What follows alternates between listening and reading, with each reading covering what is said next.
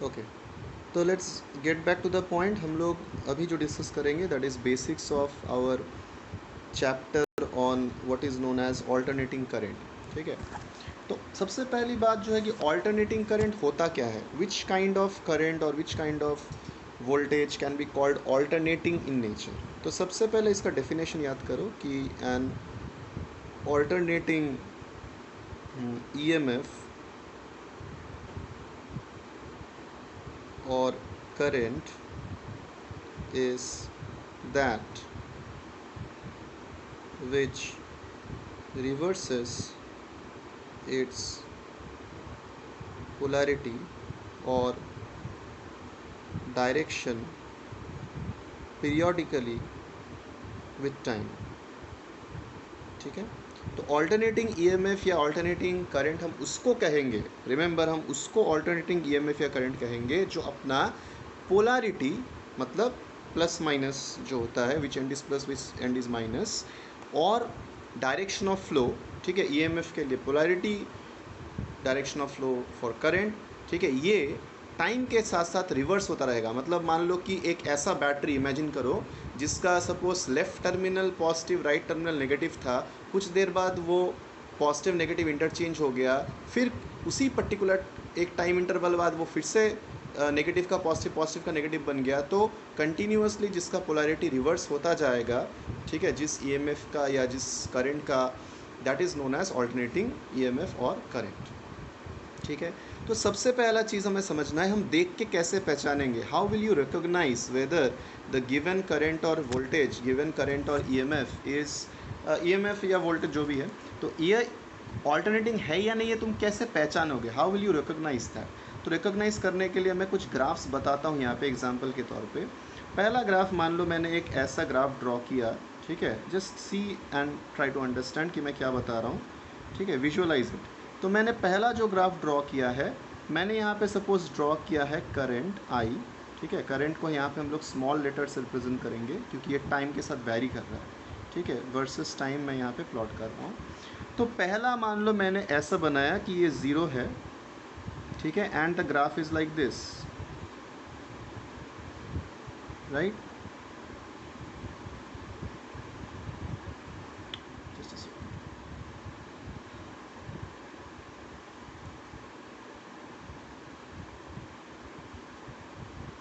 ठीक है, अब तुम इस ग्राफ को अगर ध्यान से देखो तो यू कैन सी कि जो पैटर्न है यहाँ पे, करंट का डायरेक्शन एक बार पॉजिटिव हो रहा है, एक बार नेगेटिव हो रहा है.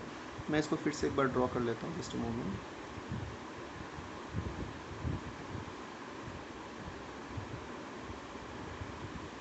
तो तुम यहाँ पे देखो पैटर्न ऑफ द ग्राफ को अगर देखो कि for some time the current is positive and for some time the current is negative.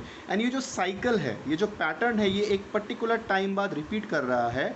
You can see, अगर मैं इस ग्राफ को ध्यान से देखता हूँ तो यहाँ पे देखो एक पर्टिकुलर टाइम है. ये जो टाइम है यहाँ पे, इसको अगर मैं मार्क करूँ, let's call it capital T. तो after the time capital T, the whole wave form, the whole pattern is repeating itself.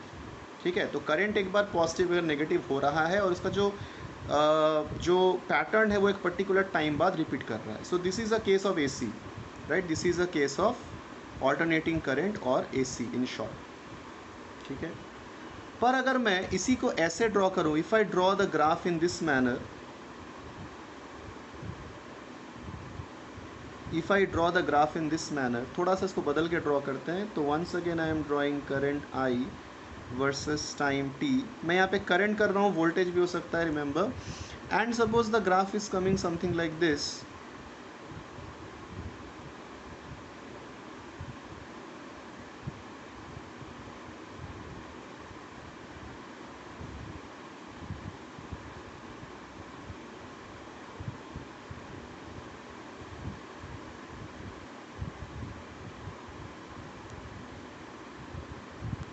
तो यहाँ पे ध्यान दो, suppose this value, this positive value is plus I zero, this value is minus I zero. तुम यहाँ पे देखो, ऊपर वाले ग्राफ में करंट का वैल्यू भी कंटिन्यूसली चेंज कर रहा था. यहाँ पे करंट का वैल्यू फिक्स्ड है. ज़ीरो से लेकर एक पर्टिकुलर टाइम तक वो प्लस में है, फिर एक पर्टिकुलर टाइम तक वो माइनस में है, फिर से वो प्लस में, फिर से माइनस में, but the values are constant. तो देखने में लगता है, कई बार कई बुक्स में भी या कई जगह पे ये सुनने में या सुनोगे या देखोगे लिखा होता है, बोला जाता है कि alternating current is the one जिसके वैल्यूज़ और डायरेक्शन दोनों चेंज करते हैं। तो कंसेप्ट ये है कि वैल्यू चेंज करे ना करे, डायरेक्शन चेंज करना चाहिए। तो ये जो पर्टिकुलर डायग्राम मैंने कहा, दिस इज़ ऑल्सो AC, ये भी AC है। और यहाँ पे अगर मुझे टाइम पीरियड फाइंड करना है या कितने टाइम बाद वो रिपीट कर रहा है फाइंड करना है, तो अगर तुम साइकिल को देखोगे तो दिस इज़, यहाँ पे जो ये वाला पर्टिकुलर पॉइंट है capital T, this particular time T, इसके बाद वो रिपीट कर रहा है। So this is also a case of alternating current, right. पर अगर मैं यहीं पे थोड़ा सा डायग्राम को बदल के ड्रॉ करूं, if I just draw it in a different manner now if I plot, say this is my, now if I plot that this is my current I versus time t, and suppose मेरा graph कुछ ऐसा बना,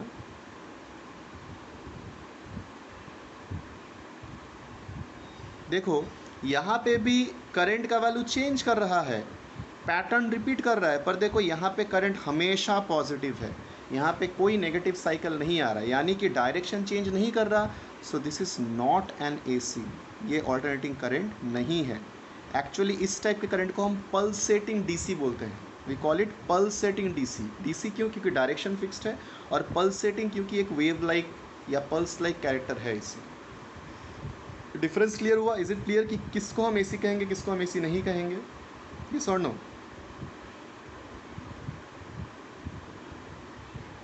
is this clear? Now see, जब भी हमारे पास कोई भी ऑल्टरनेटिंग करंट या ऑल्टरनेटिंग वोल्टेज होगा या ऑल्टरनेटिंग EMF होगा, तो यहाँ पे देखो डायग्राम में देख सकते हो पर्टिकुलर टाइम बाद वो रिपीट कर रहा है। सो ये जो टाइम है, the minimum time interval with after which that pattern repeats, इस कैपिटल T को हम कहते हैं टाइम पीरियड। ठीक है, दिस इज़ लाइक ऑसिलेशन वाला चैप्टर जो हमने 11 में पढ़ा था।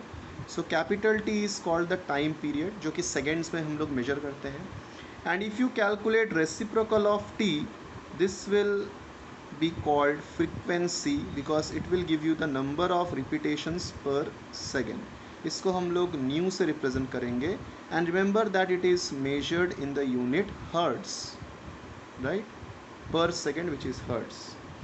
अगर तुमने 1/T को 2π से मल्टीप्लाई किया, तो जो 2π/T आता है, this is called angular frequency, this is called angular frequency. यानी जो एंगुलर फ्रिक्वेंसी होगा वो 2π/T होगा।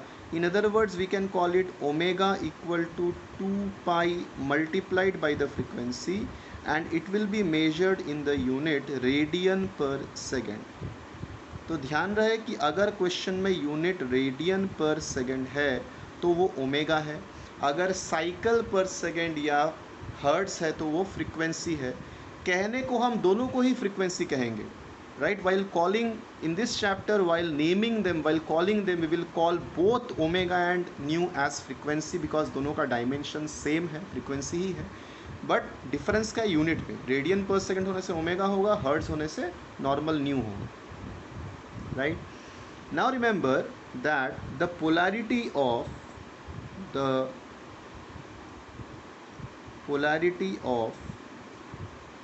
द ऑल्टरनेटिंग वोल्टेज और current, whatever you call it, the alternating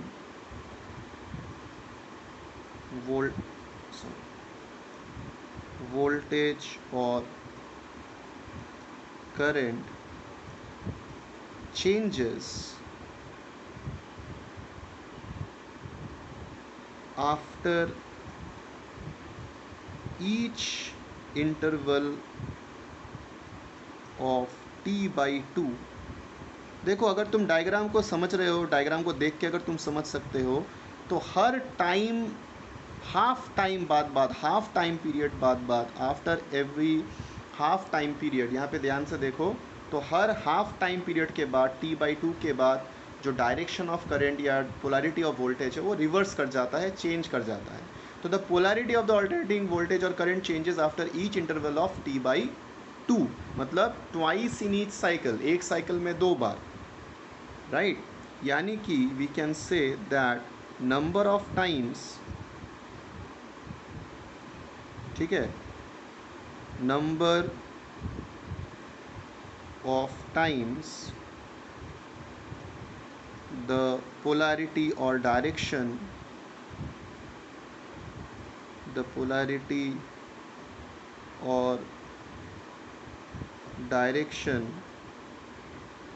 changes per second will be equal to twice of the frequency if I say that frequency is x hertz. अगर frequency of AC x hertz है तो 1 second में 2x times direction of current या polarity of voltage change करेगा. For example हम लोग घर पे जो AC यूज़ करते हैं, हमारा कनेक्शंस जिस ऑल्टरनेटिंग वोल्टेज ऑल्टरनेटिंग करंट से होता है 220 वोल्ट वाला, उसका जो फ्रीक्वेंसी है वो 50 हर्ट्ज़ का है. यानी 1 सेकेंड में वोल्टेज पॉजिटिव से नेगेटिव, नेगेटिव से पॉजिटिव कितने बार बनता है? 100 बार बनता है, 100 times. It changes the polarity 100 times per second. Is that clear?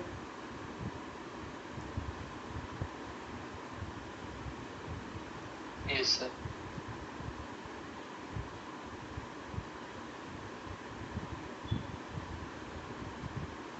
Right. अब देखो, if you see this particular picture, ये क्लियर हो जाएगा कि क्योंकि इसका पोलैरिटी या डायरेक्शन एक पर्टिकुलर टाइम पीरियड बाद बाद रिवर्स कर रहा है, ठीक है, पॉजिटिव से नेगेटिव, नेगेटिव से पॉजिटिव हो रहा है. तो अगर मैंने एवरेज निकाला, if I calculate the average over a full cycle, एक कंप्लीट साइकिल में अगर मैंने वोल्टेज या करंट का एवरेज निकाला तो हमेशा ज़ीरो ही आएगा. Right. Remember that the full cycle average, right, the full cycle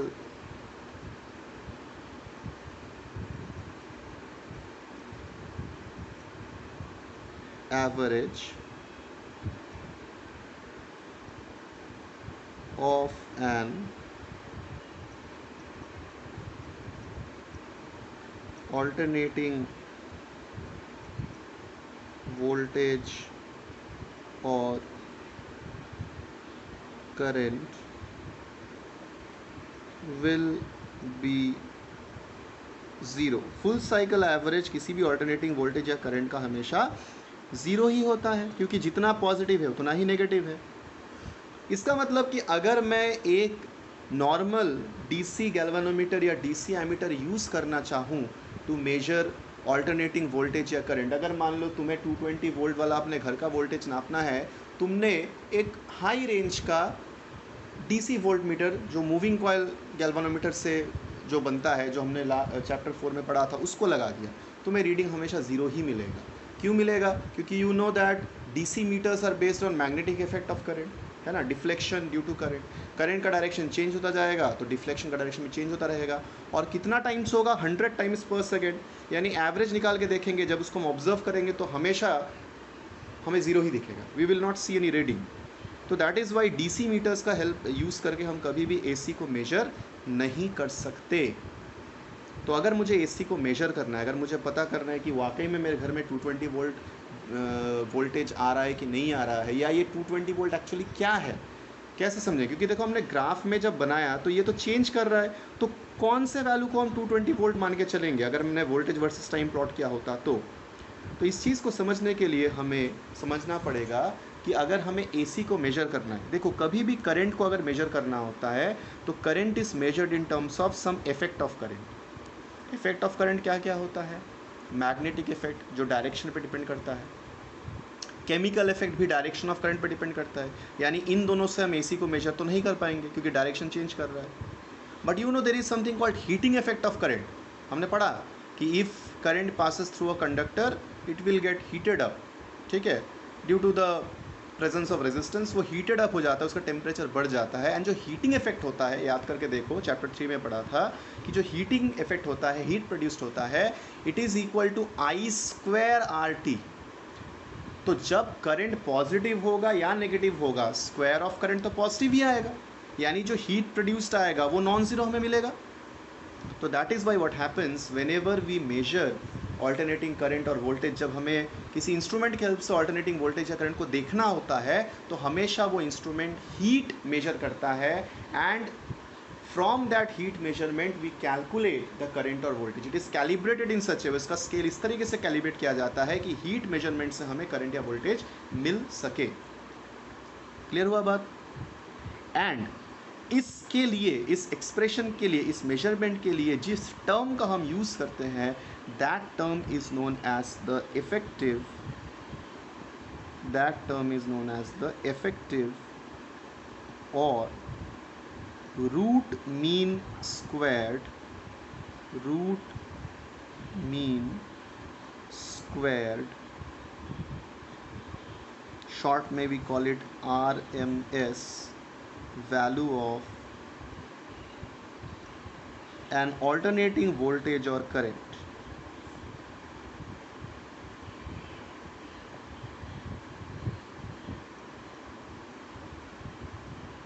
ठीक है, तो what is the meaning of effective or RMS value of an alternating voltage or current?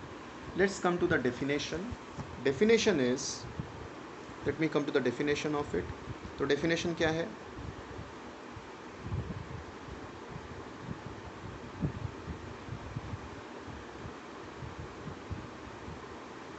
Okay, तो remember that it is that steady value of voltage or current which results in the same amount of heat dissipation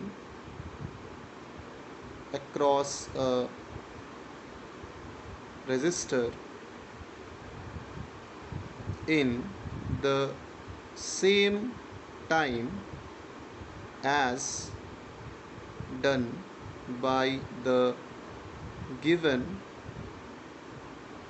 alternating voltage or current in its or in one complete cycle। समझ में आया?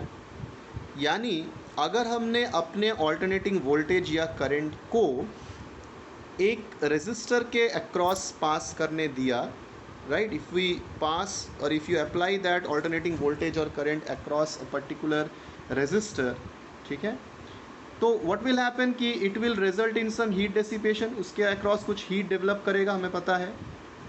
तो जो मेरा alternating voltage या current है ये अपने एक साइकिल में, मतलब टाइम कैपिटल टी में जितना हीट प्रोड्यूस करता उस रेजिस्टर के अक्रॉस, ऐसा कौन सा कांस्टेंट वोल्टेज या करंट है जो same amount of heat produce करेगा उसी टाइम में, मतलब टाइम पीरियड जितना कैपिटल टी उसी टाइम में, that is known as the RMS value और इफेक्टिव वैल्यू ऑफ वोल्टेज और करंट। यानी हम ऐसे कह सकते हैं ना, सपोज मेरे पास एक पर्टिकुलर ऑल्टरनेटिंग करंट या वोल्टेज है, ठीक है, ऑल्टरनेटिंग मतलब करंट टाइम के साथ साथ चेंज कर रहा है, तो in a small time D T, मान लो in a small time D T what will be the amount of heat produced?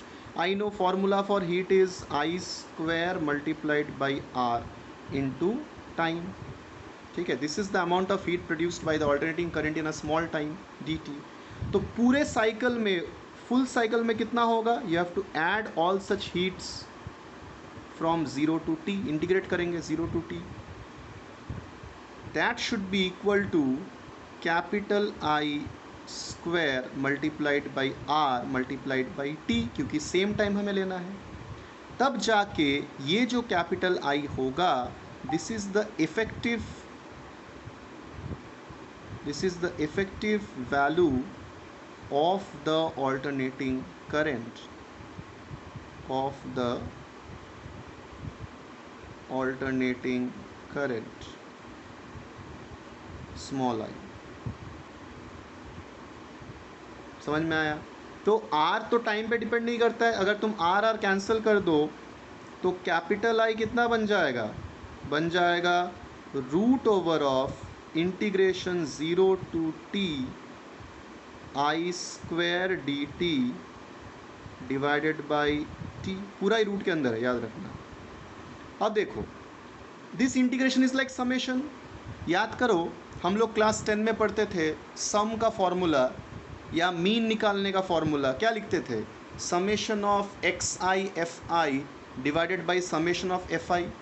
वहाँ पे हम लोग हर वैल्यू को फ्रीक्वेंसी के टर्म्स में ग्रुप करते थे। यहाँ पे हम करंट के वैल्यूज़ को टाइम के रिस्पेक्ट में ग्रुप कर रहे हैं। तो summation of I D T by total time करने से क्या मिलता, मीन ऑफ करंट। पर हम क्या कर रहे हैं, सम ऑफ आई स्क्वायर कर रहे हैं, तो हमें क्या मिलेगा, मीन स्क्वायर करंट। और उस मीन स्क्वायर करंट का हमने रूट ले लिया, that is why it is known as root mean squared current. R M S means root mean square root of the mean of the squares, right.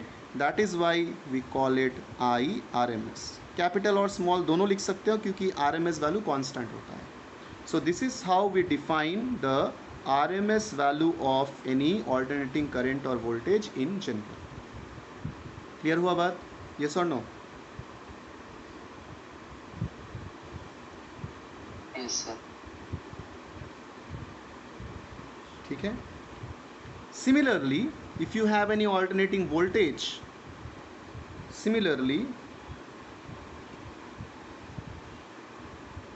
if you have any alternating voltage, so you can define VRMS as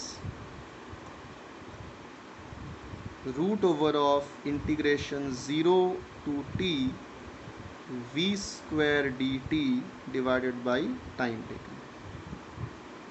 ठीक है, right? So this is how we define alternating current और alternating voltage in general. अब interesting बात क्या है, अगर ये current या वोल्टेज किसी साइनोसॉइडल फॉर्म में है तो क्या होगा, right. This is a very interesting point. Generally तो ये फॉर्मूला है, ठीक है, किसी भी वोल्टेज या करंट के लिए हम इस फॉर्मूला से आरएमएस वैल्यू को निकाल सकते हैं। But if the alternating voltage or current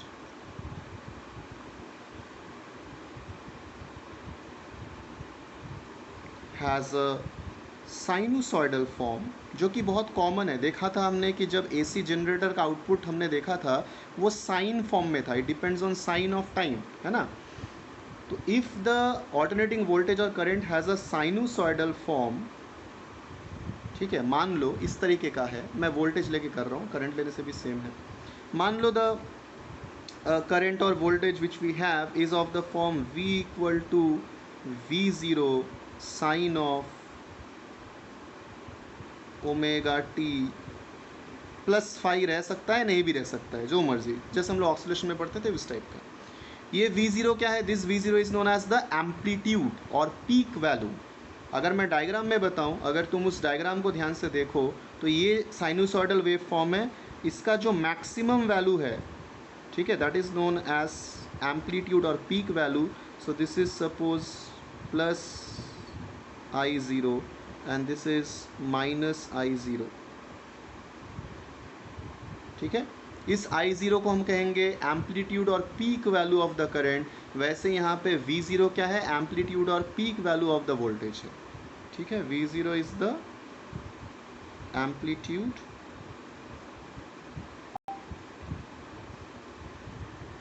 और peak value,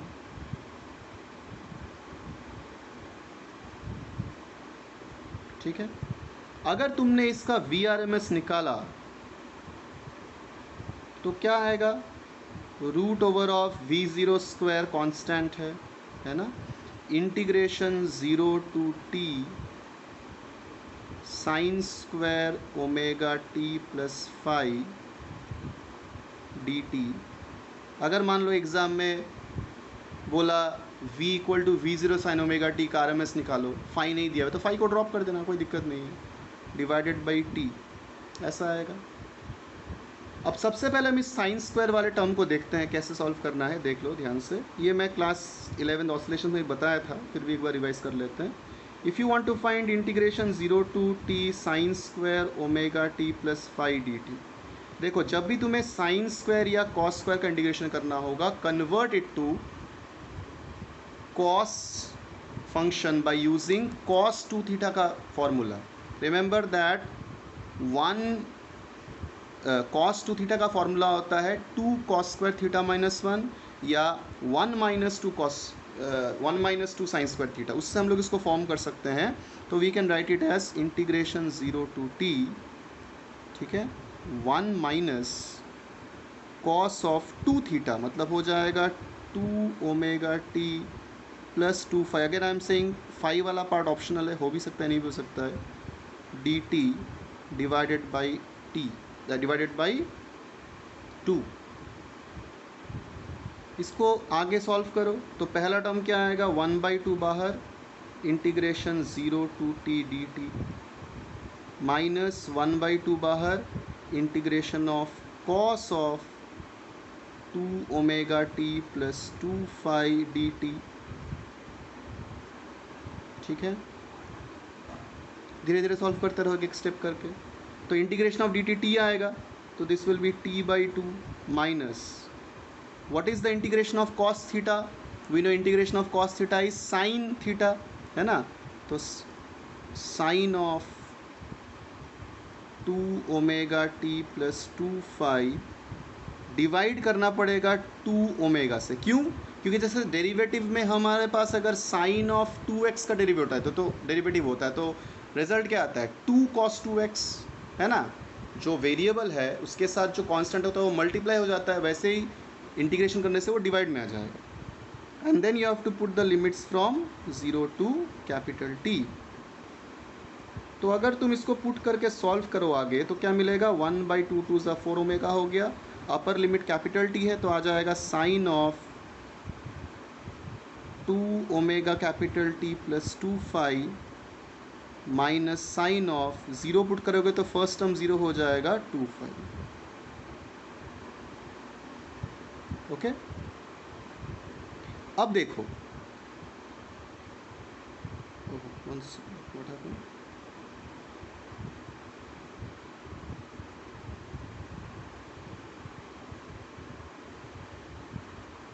just a moment, ये क्या आ गया,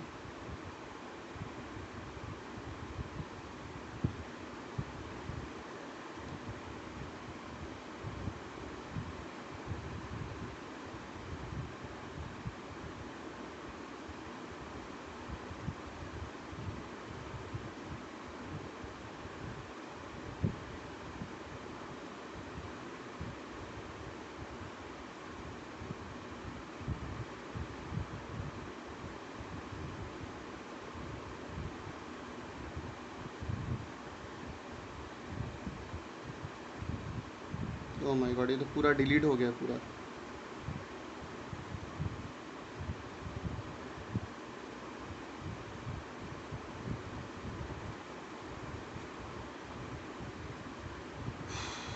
डिलीट कैसे हो गया, अब क्या पता, वन सेकेंड।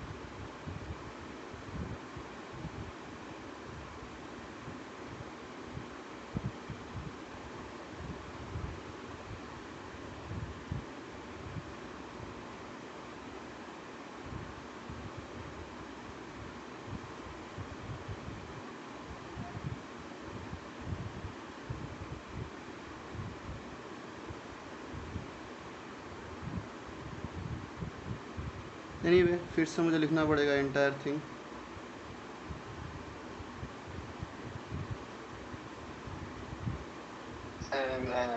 रिकॉर्डिंग में नोट्स है, रिकॉर्ड में तो है बट मुझे यहाँ पे पूरा फिर से लिखना पड़ेगा। क्या हो गया अचानक से, पता नहीं, इसमें सम ग्लिच हैपेंड एनीवे, जो भी है। तो जो मैं बता रहा था, फिर से I just rewrite it once quickly. तो जो मैं बता रहा था कि यहाँ पे ये I square R T will be equal to integration 0 to T I square R D T, right. तो यहाँ से हमारा जो कैपिटल आई आएगा रूट ओवर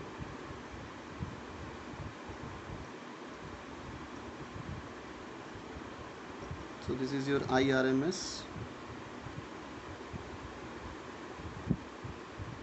ठीक है. Similarly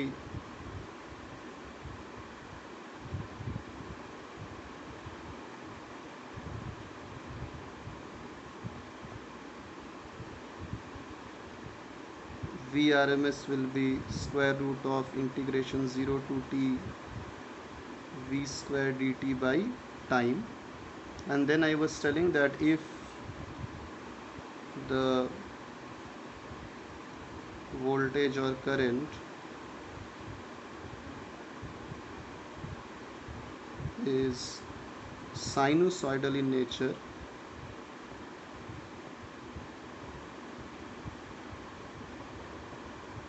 then तो यहाँ पे मैंने एग्जांपल लिया था कि V will be V nought sine omega T plus phi, जहाँ पे V नॉट क्या था, एम्पलीट्यूड और पीक वैल्यू था.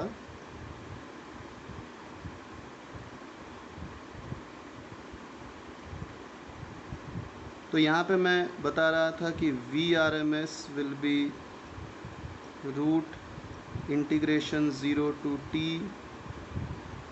v0 square sine square omega T plus phi dt divided by t. And हम इसको कैलकुलेट कर रहे थे 0 to t sine square omega T plus phi dt. तो जैसे मैंने बताया, इसको पहले हम लोग कन्वर्ट कर लेंगे cos 2 थीटा वाले फॉर्म में. तो आ जाएगा 0 to t 1 minus cos of 2 omega T plus 2 phi by 2 into D T, ये आ जाएगा. फिर इसको हम लोग सेपरेट करेंगे तो 1/2 integration 0 to t D T पहला टर्म. उसके बाद 1/2 integration of sine 2 omega T plus 2 phi D T. This is coming t/2. And जो मैंने बताया ये आ जाएगा 1/4 ओमेगा. ठीक है, सॉरी कॉस नहीं था, साइन नहीं था, कॉस था. एनीवे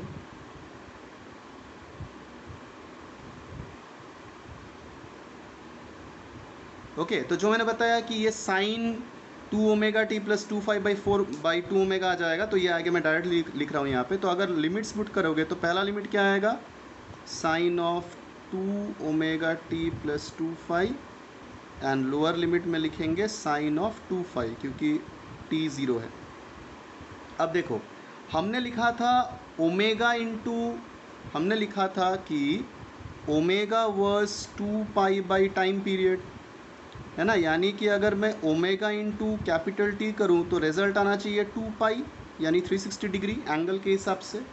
तो ये रिजल्ट में क्या आ जाएगा, ये आ जाएगा t/2 minus 1/4 omega sine of 2 into 2 pi, sine of 4 pi plus 2 phi, है ना. अगेन सेम, क्या हो क्या रहा है इसको.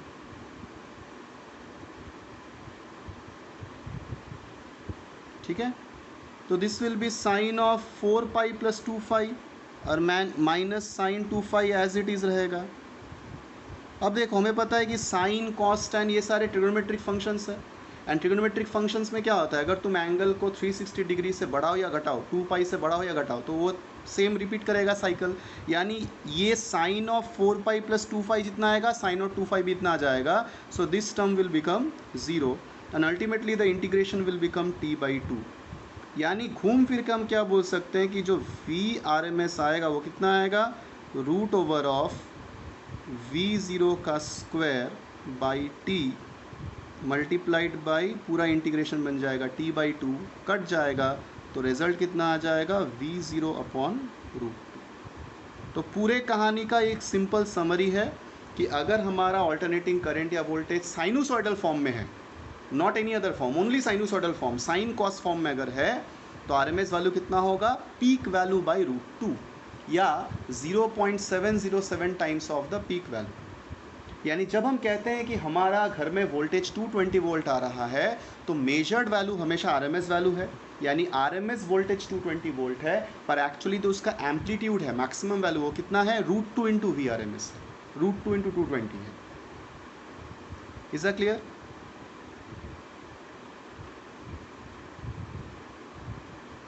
क्लियर है यहाँ तक?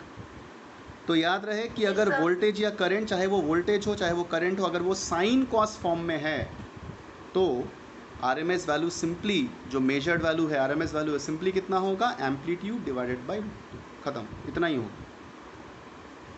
ठीक है, तो this is the part which we need to know, basics part यहीं तक है।